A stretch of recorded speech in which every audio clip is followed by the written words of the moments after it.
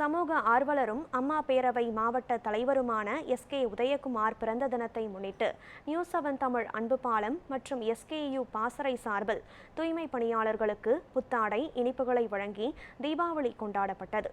அம்மா பேரவை மாவட்ட தலைவரும் தஞ்சை தெற்கு பட்டுக்கோட்டை பகுதியை சேர்ந்த சமூக ஆர்வலருமான எஸ்கே உதயகுமார் பிறந்த நாளை முன்னிட்டு நியூஸ்7 தமிழ் அன்பு பாலம் மற்றும் SKU பாசறை சார்பில் அண்ணாநகர் பகுதியில் தீபாவளி பண்டிகை கொண்டாடப்பட்டது.